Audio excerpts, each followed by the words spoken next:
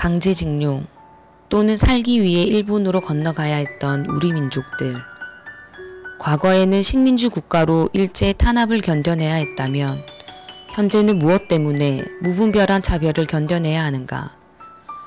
일본의 차별만이 아닌 제1동포들이 말하는 고국, 바로 우리 대한민국이 이들에게 행하는 차별은 또 무엇 때문에 감내해야 하는 것인가?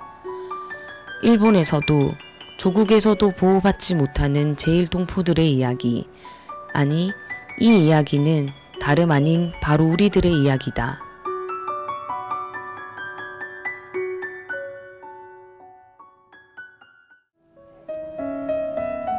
일본의 탄광은 조선인 노동자들의 착취지옥이었다고 한다. 돼지우리 같은 숙소에서 먹고 자며 하루 17시간을 일했고 할당량을 채울 때까지는 갱내에서 나올 수도 없었다. 그럼에도 1932년 광부들의 월 평균 임금은 20엔이 채 안 되었다. 자면 이제 움직이지 못하죠. 그럼 뒤적은 방에서 생활하고 백이라는 것은 제대로 없고 백이라는 그 통나무입니다. 통나무. 한 줄로 쭉 눕혀가지고 아침에 감도 놈이 와서 그 통나무를 딱 끊으면 머리가 딱 아주 그게 일어나요. 이들의 지옥 같던 삶은 죽어서도 비참했다. 이곳은 후쿠오카현 지쿠오 일대의 탄광에서 혹독하게 일하다가 숨진 조선인들의 무덤이다. 뒷산이나 들에 시신을 버려두면 같은 동료 조선인들이 밤에 몰래 시신을 주워다 일본 한 가문의 묘에 묻어놓고 나중에 유골을 찾기 위해 폐광석을 올려놓았다고 한다. 그때 탄광에서 일하시다가 돌아가신 만약에 우리 조선인 분이 돌아가시잖아요. 그럼 시체 처리를 어떻게 했습니까? 일본 사람들이? 가서 던지니까. 그냥 이래 던져놓고. 네. 갖다 던져 버린 거라니까. 버리는 건 마찬가지. 살아서의 차별은 죽어서도 여전했고 그 차별은 지금 현재 우리 후손들에게도 이어져 가고 있다. 하지만 우리는 역사의 겉면만 핥아오며 이러한 우리들의 이야기에 여전히 너무나 인색하다. 강제로 끌려와서 여기서 혹사 당하시다가 돌아가셨는데도 그 시신까지 제대로 매장하지도 않고 길바닥에 그냥 버려두면 그런 걸 겪으면 그분들의 심정이 어땠을까? 부모가 있고 가정이 있고 친척이 다 살아있을 텐데 그 사람들이 고향을 그리워하면서 이 먼 땅에서 그렇게 가혹하게 돌아가신 걸 생각하면 너무나 가슴이 미어집니다. 그렇습니다. 어떻게든 살아서 고국으로 돌아가겠다는 일념으로 버티고 버텼던 조선인 노동자들. 하지만 그들 중 80여 명은 해방 후 고국으로 가는 길에 태풍을 맞아 참변을 당하고 해변가에 방치되어 있던 시신들은 한참 뒤에야 우리 동포들과 의식 있는 일본인들에 의해 이곳 오다야마 묘지에 수습되었다. 고스란히 눈뜨고 새운 밤을 지나 마음은 먼저 고국을 향해 떠났다. 함께 가지 못한 몸은 현해탄 검은 풍랑에 쓸려 캄캄한 물속으로 침몰하여 그대의 눈에는 하늘이 보였다.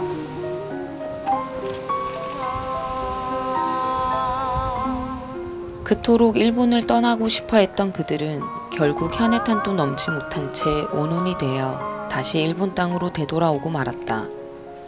하지만 그들이 그토록 돌아오고 싶어 했던 이 조국에 있는 그 누구도 이들의 한 맺힌 역사를 돌아보려 하지 않았다. 도대체 그들은 누구에게 보호받아야 할 국민이었는가?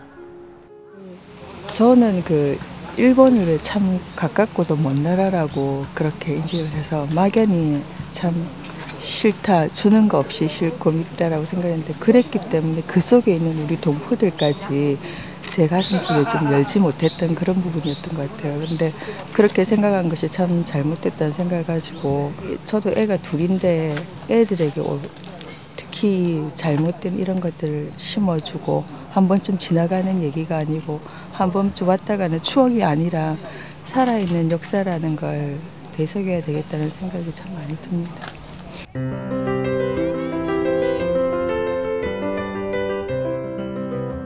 이곳은 해방 직후 한국으로 귀향 기회를 놓친 제1조선인 1세들이 자녀 교육을 위해 공장의 빈터에 세운 민족학교로 민족교육과 국어를 중점으로 단계별 수업이 이루어진다. 우리나라와 마찬가지로 우리말로 수업을 진행하고 있다.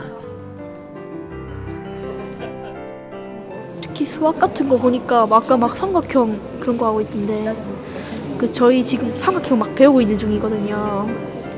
그래가지고 좀 많이 놀란 것 같고. 과거에 이어 현재에도 일본 정부의 행정적, 법률적 차별 때문에 경제적인 지원도 없어 재정적으로도 어려운 상태다.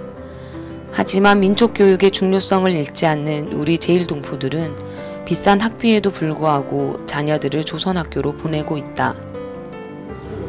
암띠다. 암띠를 암띠라고 적었습니다. 피상적이 학회내지다. 조선학교의 제1교복은 치마저고리 교복이며 이 치마저고리는 제1조선학교의 상징이었다. 그러나 지금 치마저고리 교복을 입고 통학하는 학생은 드물다고 한다. 그 이유는 역시나 제1동포를 향한 일본인들의 멸시와 차별 때문이었다. 등교할 때는 제2교복을 입고 있습니다. 왜요? 요시 틀에 일본 사람들이 조금 말하거나 행위를 해오기 때문에 제2교복을 입고 다닙니다. 제1특권을 허용하지 않는 시민 모임인 제특회의 활동도 현재 제1동포들을 위협하는 요소이다. 민족과 국적이 다르다는 이유로 제1동포 존재 자체를 부정하고 잘못된 전제에 낭설이나 악성 루머를 버무려 온라인과 거리 시위에서 사람들을 선동하고 있다. 해방과 국교 정상화 후에도 제1동포들은 이방인으로 철저히 구분됐고 일본에서 태어나 자란 후세들 역시 이방인으로 살고 있다. 지금 일본 정부가 실시하고 있는 그 국적으로서 고등학교 학생들의 수업료를 무상화하고 있습니다. 그런데 우리 학교는 각종 학교 중에서 유일하게 우리 학교만 무상화 제도에서 배제되고 있습니다.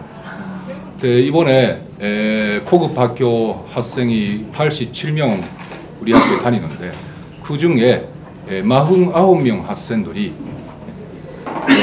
고등학교 무상화는 부당하다 하는 것으로 해서 일본 국가를 대상으로 재판을 일으킬 예정으로 있습니다.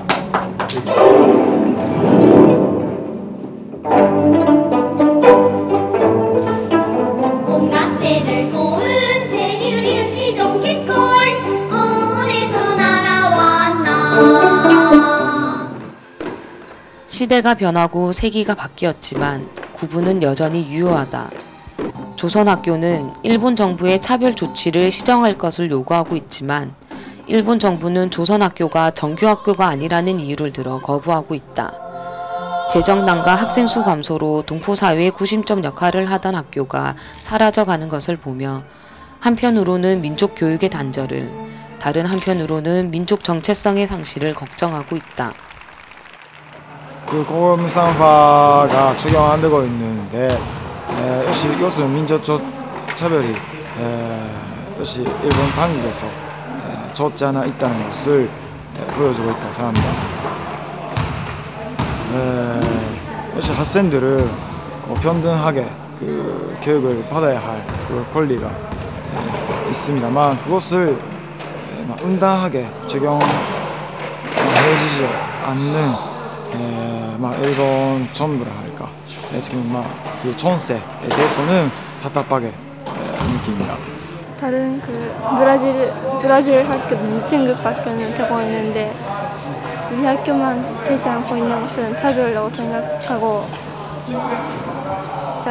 내가 지금 고급 2학년인데 졸업할 때 되지 않아 늦었으니까 자기 후배들의 시기에는 그 고교 무상화가 성립하도록 원하고 있습니다.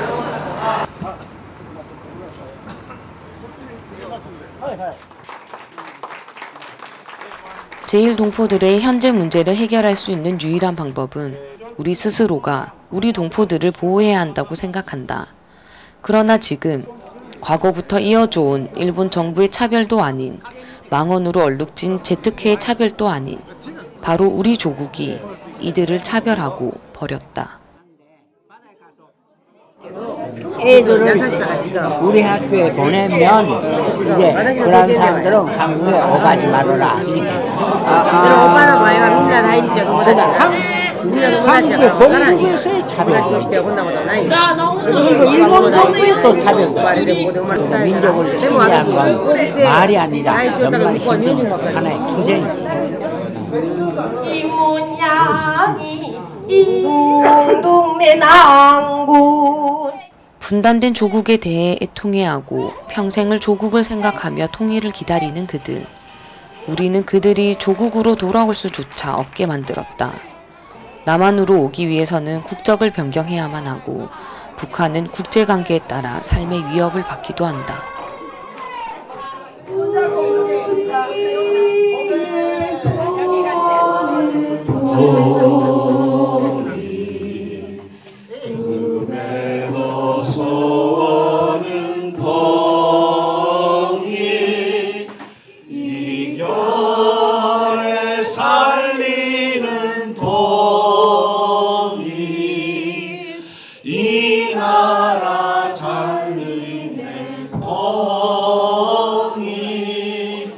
제일 교포들 속에 본국에 가고 싶어도 못 가는 사람들이 많이 있어요.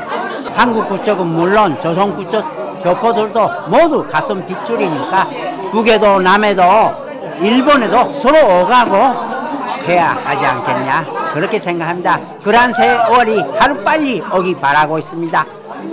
꼭 바뀌어야 됩니다. 우리는 대부분 고향이 이남입니다. 저는 아버지의 고향은 경상북도 금이시입니다. 저는 한 번도 못 가고 있습니다. 거기에 한 번은 가고 싶다고 생각을 합니다. 꼭 그때는 만납시다.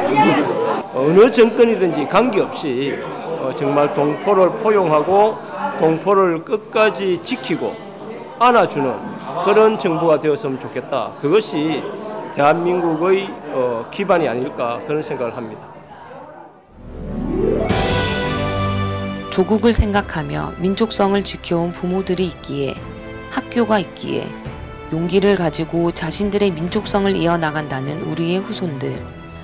이 후손들을 위해 우리가 해야 할 일은 지금이라도 물 건너 우리의 이야기에 귀를 열고 마음을 열어야 한다.